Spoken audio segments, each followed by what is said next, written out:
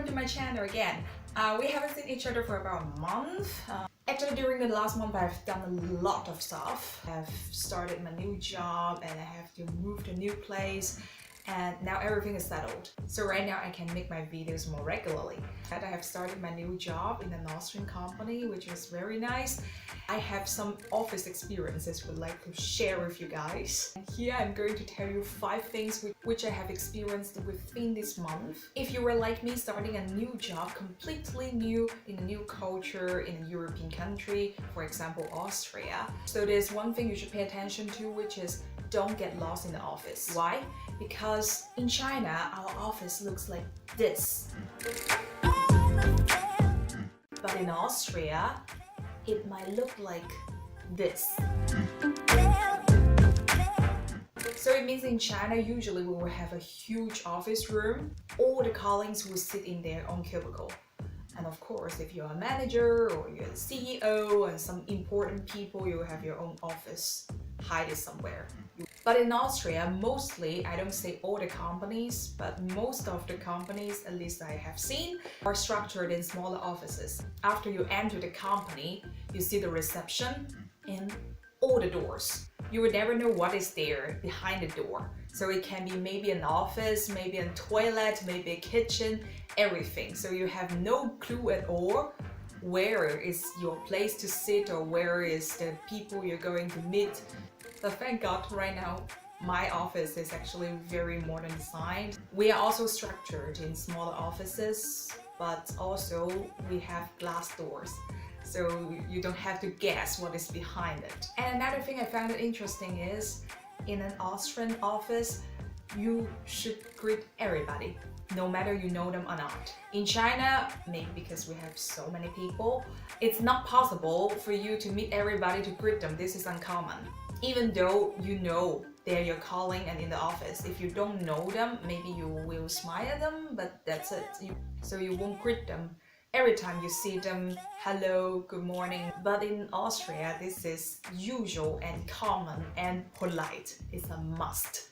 So just greet everybody you have met, no matter this is a close colleague of you or they're just the cleaning lady or some colleagues you have no idea if they're really working in a company. And the next thing is about the name, how to address your colleagues or your boss. When I was working in China, usually I work in foreign companies. It means everybody of us have a foreign name. So you will have a lot of Mary, Lisa, Andy, Jerry in your office, but actually they're all Chinese. And in Austria, formally we'll address our colleagues or our clients or our boss in their last name.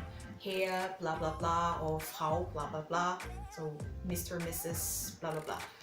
I was just told after 1 month some of my colleagues still don't know which one is my surname and which one was my given name. And in China, having a Western name at work is necessary. Otherwise, you will be considered as conservative, uninternational, and it's just not cool. Another thing I found very funny and I still don't understand is, does it have some more friendly meaning if you write your name manually at the end of the email besides the formal signature which is automatically added by Outlook?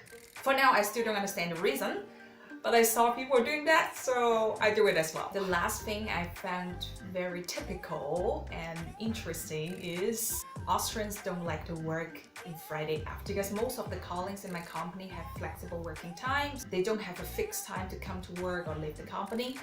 So they will arrange their week like this: 9 hours working in the first 4 days and just half day on Friday.